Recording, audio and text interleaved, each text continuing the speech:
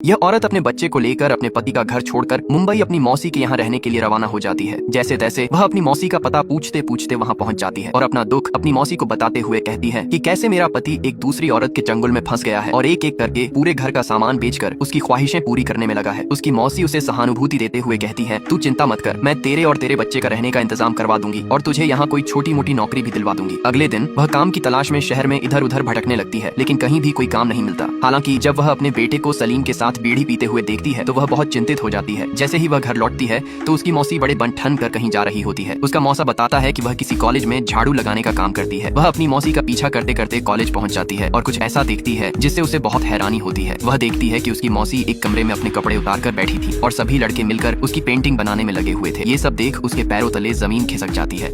दोस्तों, आखिर क्या मजबूरी रही होगी एक माँ की जो उसे अपने बच्चे के उज्जवल भविष्य के लिए भरी सभा में निर्वस्त्र होकर बैठना पड़ा। दरअसल इस काम में यमुना को उसकी मौसी ने लगवाया होता है। मौसी उसे बताती है कि जब तुम्हारे मौसा की नौकरी चली गई थी तब उसे कचरे से खाना उठाकर खाना पड़ा था। तब एक औरत ने मुझे इस काम के बारे में बताया था। ये ऐसा काम है जिसमें हम खुद अपने कपड़े उतारते हैं, लेकिन कोई हमें बुरी नजर से नहीं देखता। मैं तो कहती हूँ कि तू भी ये काम शुरू कर दे, इसमें अच्छी कमाई है। लेकिन यमुना ने मौसी की बात सुनकर साफ मना कर दिया और वहाँ से चली गई। अगले दिन यमुना के बच्चे का 10वीं की परीक्षा का परिणाम आया जिसमें वह फेल हो गया था। फेल होने की वजह ये थी कि उसका सारे दिन सलीम के साथ आवारागर्दी करता रहता था। रात भर सोचने के बाद यमुना ने अपने बच्चे के भविष्य के लिए यह काम करने की हामी भर दी। अगले दिन मौसी यमुना को कॉलेज लेकर पहुंचती है, जहां प्रोफेसर के निर्देशानुसार यमुना अलग अलग तरीके से न्यूड पोज देने लगी। लेकिन इस काम को करने में यमुना का कलेजा शर्म से फटा जा रहा था, लेकिन मजबूरी में उसे ये सब करना पड़ रहा था।